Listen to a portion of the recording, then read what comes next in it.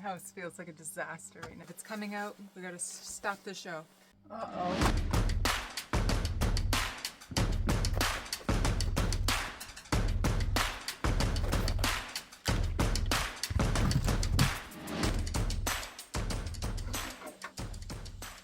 The hard part wasn't building a cabin. Life after the build isn't about finishing. It's about keeping it all moving. Every system here works silently until it doesn't. This is what daily life after the build really looks like. Routine, maintenance, ongoing care. Most of the time, maintenance is quiet. But every so often, a routine task reveals something you didn't expect. Hi, I'm Julie, the skedaddler. I live an alternative life off the beaten track, not for aesthetics, but for the feeling of being fully alive. This is where I share the gritty, unfiltered realities of that life, in the wilderness, on the trail, and from a remote, off-grid home base here in New Brunswick. Today, I'm inviting you into a real cabin life, the routines, the quiet systems, and the ongoing maintenance that makes this life sustainable when I'm not out on the trail. In winter, power is mostly about prevention, not production. Winter is mostly about keeping what already works, working. Water collection in the winter looks different. Living in a dry cabin means traveling to the community well. Sometimes it's accessible by car, and other times we use a sled. Having an efficient water storage system matters in a tiny home. We use a 12-volt pump to move water into a large cistern. From there, it gravity feeds to the sink. With this system, we can store enough water to last an entire week.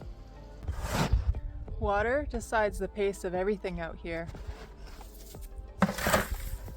Between water runs, I often collect clean snow and melt it over the wood stove to use for laundry and balance the humidity in the cabin.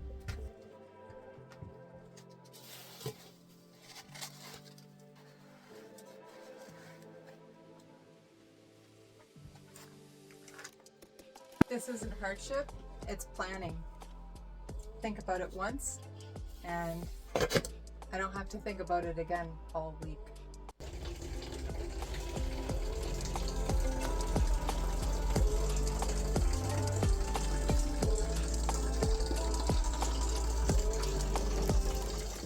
People underestimate how much of life out here is just upkeep.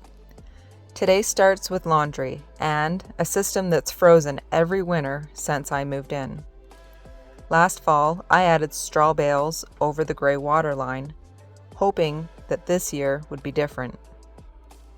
I'm starting some laundry, but first, basic winter maintenance. I need to clear access to the drain so I can see what's happening. Out here, you don't wait for problems. You make space to notice them. Uh-oh. Here I was just looking to prevent. I actually had no idea. I have frozen gray water out, so this is an issue. I can't drain the water that's in this, and I can't drain water out of my sink now. I have to resolve this. It's very important. Plot twist! But I will show you what's exactly happening. This isn't good. The line is frozen, so the water can't drain, and it's backing up onto the floor. So the very first thing I'm going to do is I'm going to dump this entire can of salt down the drain. I started this video just, I'm going to document my daily life. You're getting the reality of what it takes to upkeep, and sometimes interruptions come in. Guess we have to get to work. Before I add hot water, I need to block the drain inside the bathroom. Any water I send down the sink will back up onto the floor. I'll let a slow trickle of hot water run, just enough to dissolve the salt and gently warm the pipe. This usually helps, but when the frozen section is long, it's only a temporary measure. The real fix will be using a siphon. This is the access hatch. It's also a fridge area. All of the plumbing runs under the floor here. I'm opening this up to increase airflow and let any trapped moisture escape.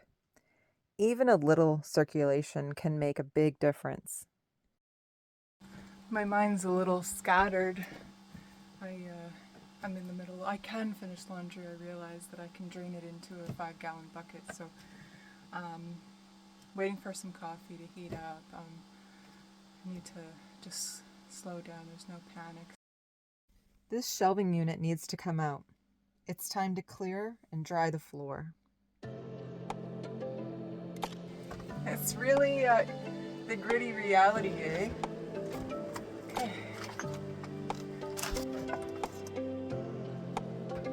My house feels like a disaster right now. I have stuff all outside, all in here. Some days just pile up. The work, the mess, the systems that need attention. It's easy to feel scattered, to get caught in all the little things. Nothing is dramatic, but everything matters. Little by little, I move through it, clearing, wiping, shifting things around, making space.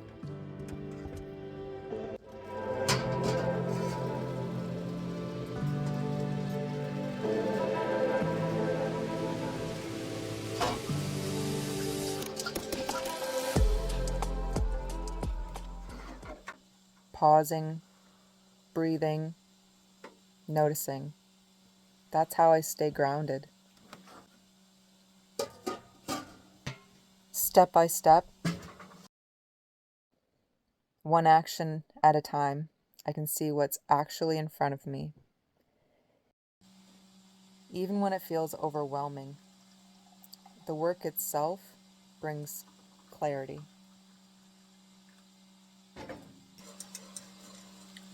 I need to take a break.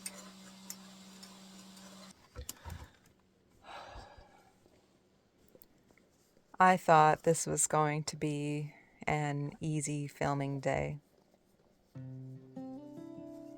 I was feeling productive, flowing ahead in life. And then life throws a twist. There's a moment of urgency, a sense of needing to fix it all. But there is no emergency. This has happened before. It happens every winter. I'd hoped I'd safeguarded it, but now I see there's a better, more permanent approach that I need to take. So I pause, breathe, stretch, enjoy my coffee, this beautiful sun. Let my body settle. I ground myself before moving forward. When we choose to go off grid, none of us have done this life before. We learn as we go, sometimes the hard way. I try, I adjust, I experiment, and when something doesn't work, I take note. Now I know a better approach, and I'm a step ahead for next time.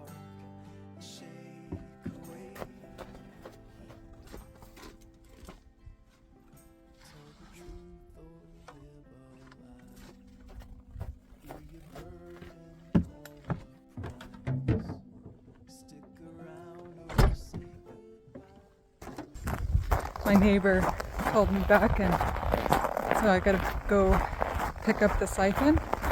Since I'm driving by there anyway, I'm gonna fill up my carboys. That way I can finish laundry. I can keep everything moving. So let's go get it. On my way is my mailbox. And I got 2 letters. So I just picked up the siphon.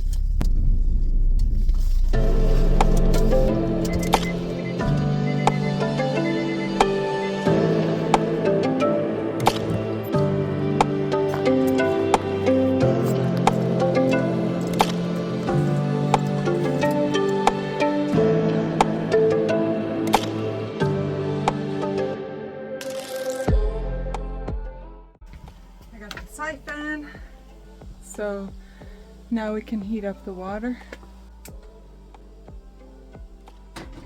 Laundry, heating water, keeping systems moving.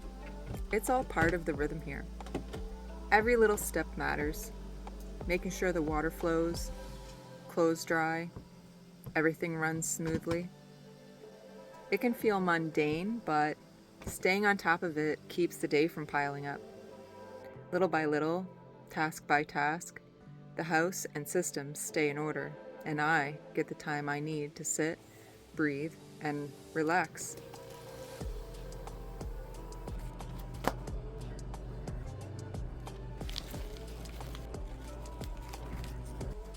The water's hot, so I'm gonna go out for a round of siphon.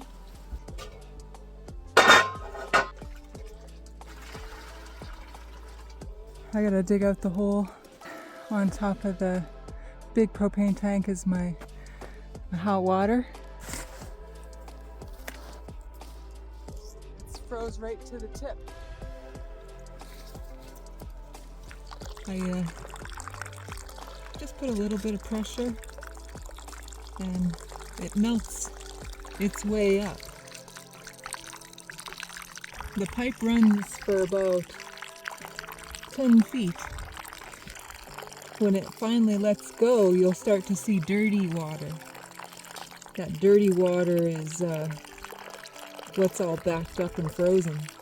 I ran back in, get some more hot water, and I grabbed some tape. Set that there.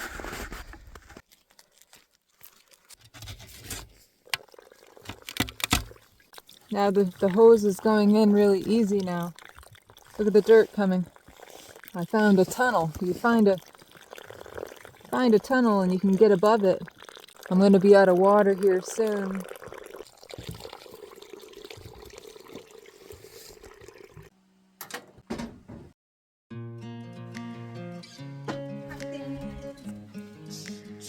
Okay, so we have some hot water.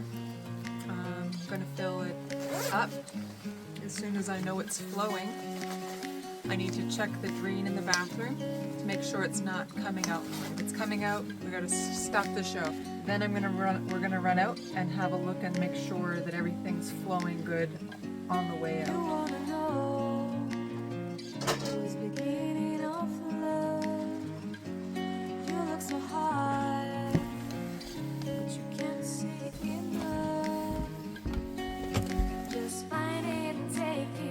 It's coming out here. I'm gonna try to push this down more. Uh-oh. It just spit. Look. Now we just have a mess.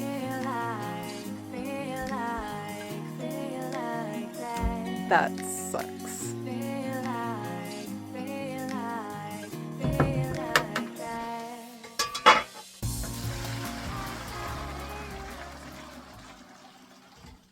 Today didn't go as planned, but I'm not done yet.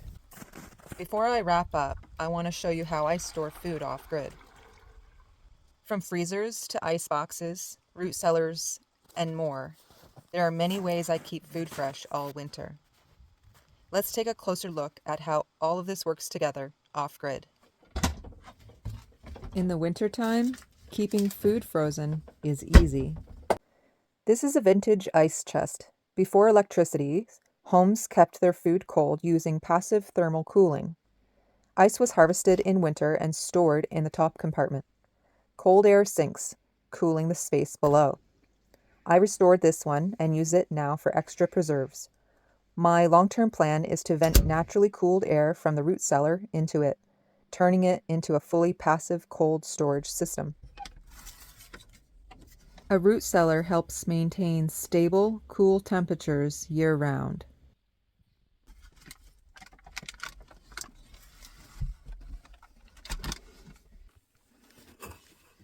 A large part of my food storage is food that I have foraged, grown, harvested, and preserved. However, I am going to bust a little myth here. I also go to the grocery store. And so it's great to have a network and a bartering system where we can exchange all the goodness. In the summertime, when light is plentiful and power is abundant, I have a large fridge here. But I shut it off in early November, and we use this smaller one that's a bit more energy efficient.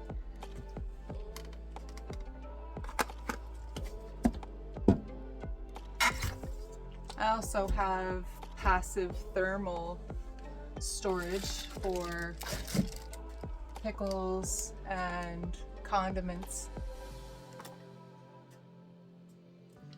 This area is about the same temperature as the fridge.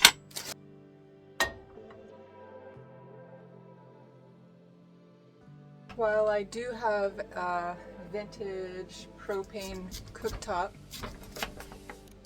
I also have a very hot wood stove.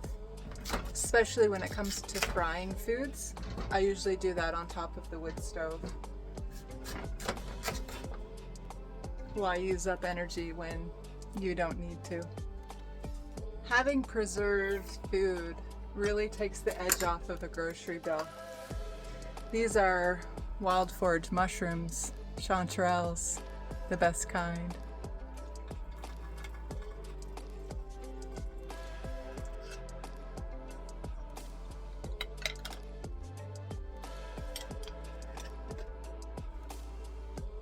A lot of my foods that I've grown and harvested and foraged, I dehydrate and grind up, and I add it to everything that I eat. So I have this array of goodness that I can choose from. I'm gonna add some nettle and sweet pepper, beet greens, and oregano.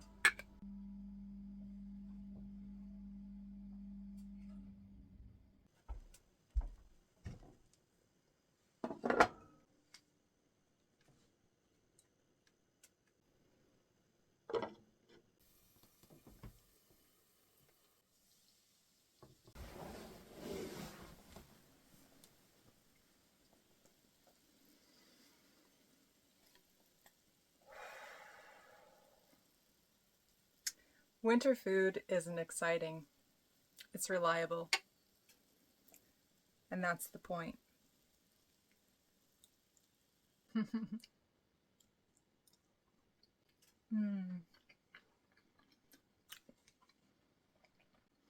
This is the reward. All the work I put into my garden and foraging and preserving. To sit down in the winter to a meal that, is ethical and sustainable. The flavors are so fresh and good and wholesome. This is part of why I do this. When we choose to go off grid, none of us have done this life before. We learn as we go, sometimes the hard way. I try, I adjust, I experiment, and when something doesn't work, I take note. Now I know a better approach, and I'm a step ahead for next time. So I was just sitting here enjoying the fire, and I heard my sink let go. It's a beautiful sound. There's a lot of relief knowing that putting the salt down the sink siphoning and blowing hot air under the cabin was working for me while I was making my supper and pacing myself. I chose not to push. You can wear yourself out doing that. So I slowed down, balanced my day. The laundry's done, my bathroom is clean and organized, and now my drain's free. This way of life isn't exciting, and it's not meant to be. The steadiness here is what makes everything else possible. The cabin is where I maintain the systems that support the rest of my life.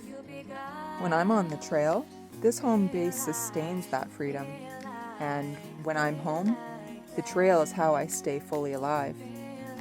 This channel shows the balance, the journey of wilderness travel, and the foundation that supports it. If you're interested in a grounded, sustainable way of thriving beyond the beaten path, you're welcome to subscribe.